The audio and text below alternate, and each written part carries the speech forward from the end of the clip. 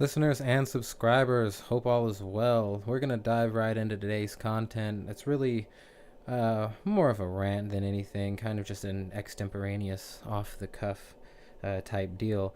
We're going to be talking more about this Smollett thing because I don't want this to just slip away. I think there's something very important here that we should be paying attention to. What we should be looking at is how we're conditioned. And again, I talked about in another video about how Smollett gave us this golden opportunity to show how these agent provocateurs and bad actors artificially inflame rhetoric. And if they can't twist an organic story or find one to twist, they'll just fabricate one altogether. And I think this is what we're seeing here with the Smollett deal.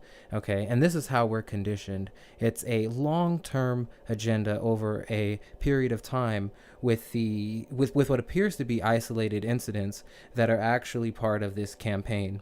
Okay, and it's to warp the perception of certain people depending on what's going on, whether it's politics or something in sports or some kind of other psychological operation. Okay, you got to ask the question, why was it Trump supporters, right? I think this is somewhat of a reiteration of Christine Blasey Ford, right? There were a lot of holes in her stories, and there was a lot of questions that needed to be asked, and we didn't get those, or at least we didn't get those from the media as we're getting it now. And remember, it was the alternative media that kind of shifted gears and eventually forced the mainstream media to change their narrative and start covering these facts. It was the due diligence of the Chicago PD also. So let's give credit where credit is due.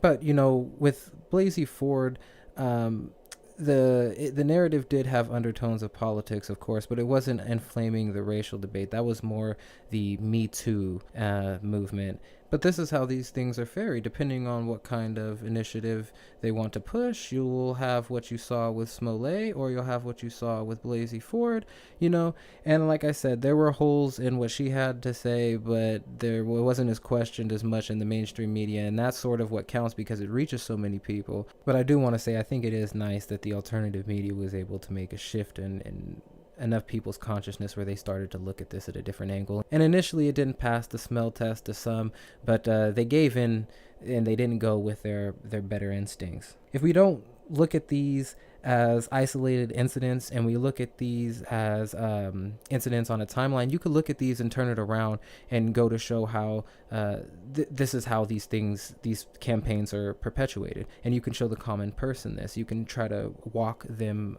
through it. There is one thing I do strive to do, and I fail pretty regularly at it, and that's try to communicate how difficult it can be to try to disseminate information to a wide range of audience. Some people are strictly religious, some people are strictly political, some people, they only watch sports, so you can see how difficult it can be to encompass this audience, a wide-ranging audience, right? So when you speak, you don't want to feel like you're leaving out any elements, but when it's extemporaneous and off the cuff, you're going to miss some things. And one of the things we need to do is to take out the time to make sure we can educate another individual who doesn't share our views, or be able to have a conversation with them. Because now increasingly more what we're seeing is we can't have a conversation anywhere in the middle ground. We see more aggression. We see more dissension in conversations. It's either left or right. It's either one end of the spectrum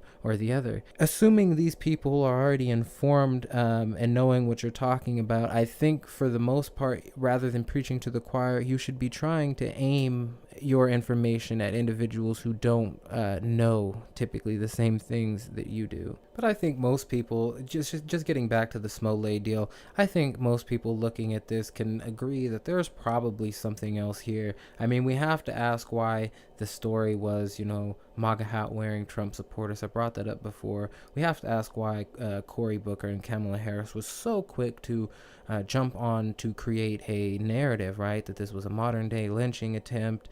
So quick to create a narrative, but very slow on the uptake when it came to retracting some of their statements, walking them back, or even addressing the Smollett deal at all.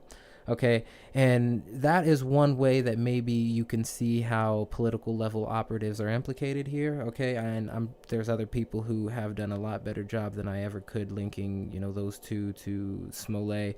All you have to do really is scratch the surface, and you start to uncover some rather unsettling scenarios. Okay, you start to uncover some rather unsettling scenarios that actors and celebrities, politicians, and musicians, all these people are employed by higher ups, the puppet masters, if you will. Now, we're not talking about necessarily people who control a lot or factions of deep state, but we're talking about if this guy was put to a task, right? If this Smollett was put to the task by somebody higher than him, let's say, Kamala Harris or Booker, okay, or both of them, maybe they paid him or leveraged some kind of celebrity type deal. Maybe they'd get him some more traction or some more attention or something like that. They would be the puppet masters and he would be the puppet, okay? And then the individuals that he employed, right, supposedly paid $3,500 to, they would be his puppets as well. So you can move it up the chain if you want to, if you wanted to try to put things in perspective. But really, I think what we're seeing is a perfect opportunity to expose exactly what we know has been going on, is that these lying snakes in the deep state, they're trying to artificially inflame narratives, fabricate narratives altogether, so that they can create more divide in the race, more divide in religion, more divide in the LGBTQ and straight communities, anything they can to obstruct.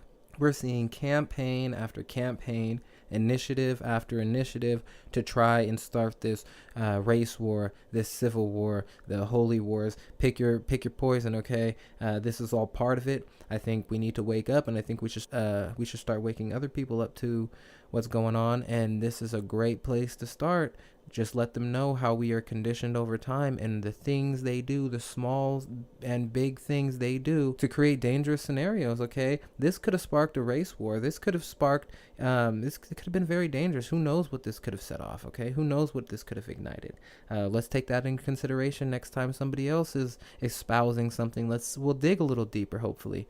Believe it or not, I'm happy with the way this turned out. I'm happy that he's being exposed, because really what I care about is the truth, but I'm happy that people might start to look at things another way. I know it'll be very slow. I know there's a lot of people out there who have to fight a lot of cognitive dissonance, but slowly but surely we will get more and more on our side. Let's keep up the fight. California Carter, signing off.